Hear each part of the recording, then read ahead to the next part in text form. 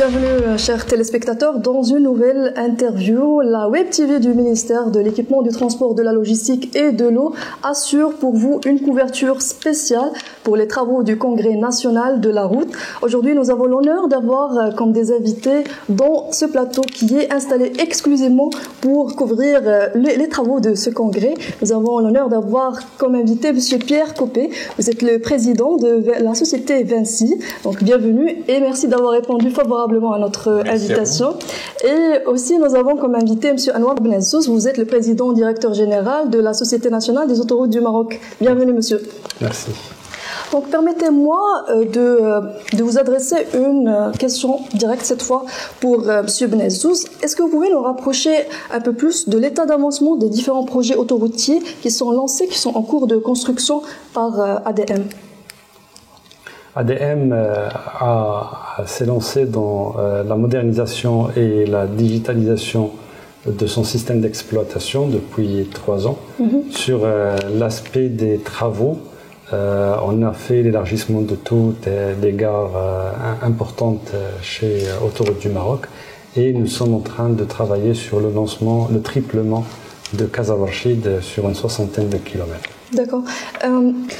Donc, nous savons que pour mettre en place une infrastructure routière de qualité, nous avons besoin des fonds et d'investissements qui sont conséquents. Qu'est-ce que sont les défis, les challenges auxquels font face les différents pays pour mettre en place justement cette infrastructure routière et autoroutière qui sont de bonne qualité pour vous, M. Pierre? Écoutez, je crois que nous avons eu l'occasion de dire que dans tous les pays, la particularité de ce sujet, c'est de nécessiter beaucoup d'argent. D'accord. Alors même que dans tous les États du monde, il y a une crise des finances publiques et il y a insuffisamment d'argent public.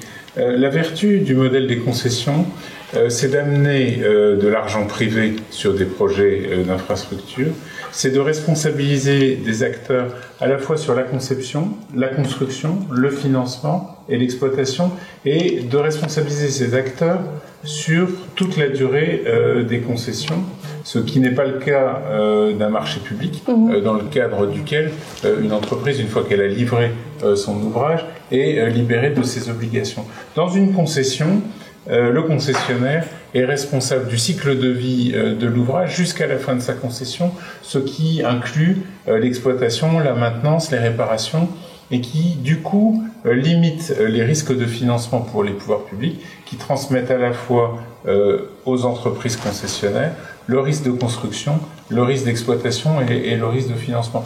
Donc je crois que sur le sujet qui est celui de la table ronde que j'ai vue cet après-midi, sur la problématique de la maintenance, de la gouvernance et du financement, le modèle des concessions est un modèle qui a apporté dans de nombreux pays du monde une réponse durable et satisfaisante. Et quand on regarde de loin l'état des différents réseaux autoroutiers dans le monde, on constate que les pays qui ont fait le choix de la concession sont en général dotés d'un réseau routier beaucoup plus performant. Est-ce que ce modèle est suivi par la France? Vous parlez... Alors la France a depuis maintenant 70 ans développé le système du financement de son réseau autoroutier par les concessions. C'est un système qui a un autre mérite, qui est celui de sanctuariser les recettes de péage vers le financement et l'exploitation des infrastructures, ce qui est beaucoup plus difficile à obtenir s'agissant d'argent public. Faire payer l'usager plutôt que le contribuable, c'est s'assurer de la pérennité des financements dont a besoin un réseau d'infrastructures. Donc pour vous, la concession est la solution. Pour vous, M. Benazous, est-ce que vous partagez le même avis que M. Pierre? Absolument, je partage. L'expérience de Autoroutes du Maroc est une preuve qu'au Maroc, la concession marche bien. Et je pense que plusieurs pays actuellement réalisent que le modèle de la concession, c'est le meilleur modèle de la pérennité de l'infrastructure. D'accord. Et moi, j'ai eu l'occasion de dire tout à l'heure, et je suis heureux de le redire ici, que je pense que le choix fait par le Maroc il y a 30 ans de construire son réseau d'autoroutes sous le régime de la concession et de déployer un système de péage est un choix visionnaire, et c'est par là que le Maroc a réussi à construire et à financer sur la durée un réseau qui est manifestement le meilleur de la zone, il faut le dire. Et donc je crois que c'était réellement un choix visionnaire, et c'est un choix qui a été fait par de nombreux pays.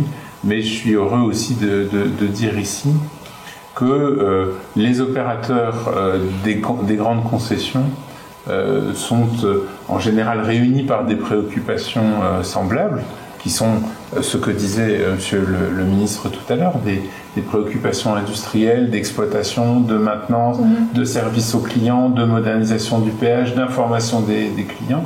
Et le fait que nous ayons la possibilité de coopérer entre grands opérateurs, entre le grand opérateur qui est Autoroute du Maroc et Vinci Autoroute, je pense que c'est une façon de partager des expériences et de progresser au bénéfice des usagers. Justement, c'est une très bonne transition. Nous avons assisté aujourd'hui, lors de ce congrès, à la signature d'une convention entre ADM et la société Vinci. Est-ce que vous pouvez nous rapprocher des objectifs généraux de la convention de... Alors, je crois que entre Autoroute du Maroc et Vinci Autoroute, il y a une approche très convergente et une philosophie partagée de ce métier, et je crois que nous avons l'un et l'autre compris la dimension industrielle du métier d'exploitant, des métiers de la viabilité, des métiers de l'information client, des métiers de l'information trafic et de l'impact des nouvelles technologies sur le péage et sur la personnalisation des relations avec les clients.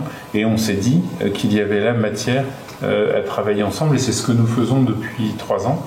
Nous avons, dans le protocole signé aujourd'hui, affirmé avec le ministre notre ambition de poursuivre cette coopération, et nous avons également l'ambition de projeter cette collaboration et cette coopération sur des projets qui sont susceptibles de se présenter dans des pays d'Afrique notamment, où nous avons des intérêts communs et la possibilité d'offrir ce savoir-faire industriel à des projets d'infrastructure.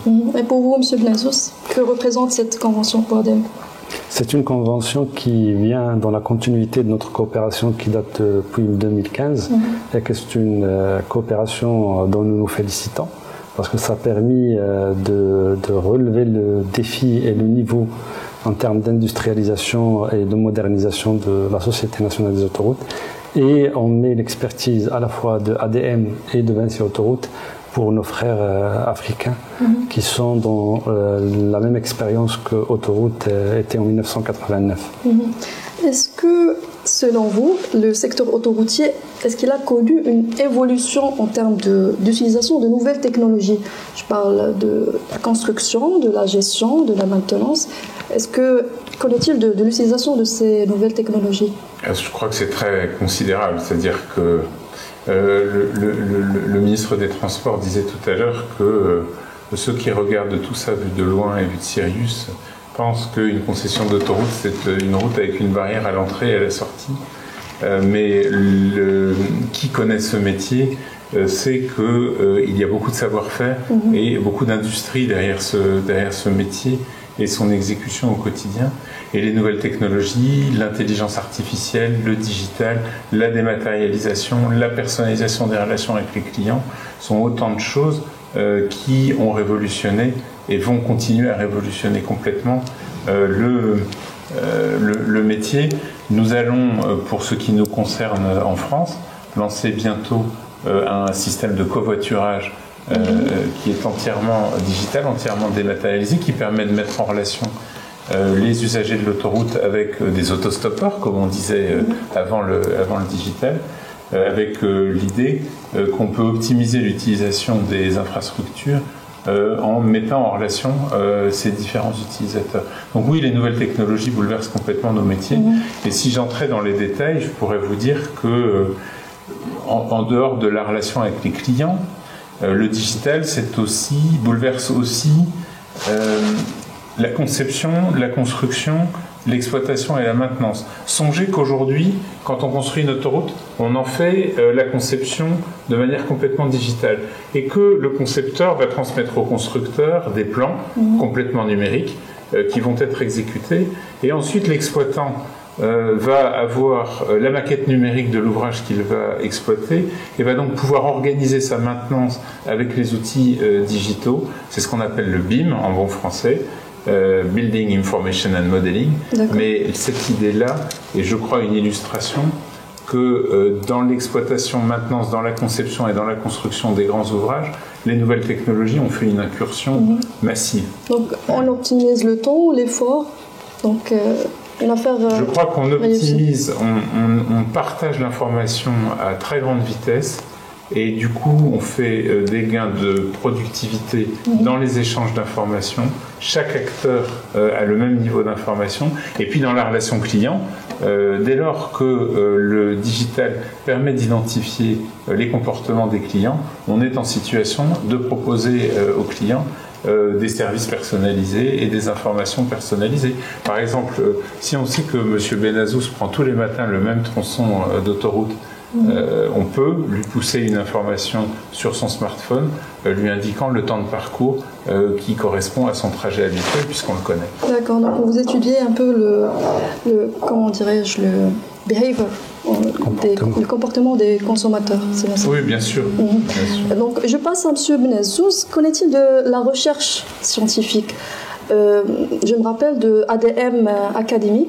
Donc, quelle est pour vous la contribution que vous faites pour promouvoir justement le secteur autoroutier au Maroc?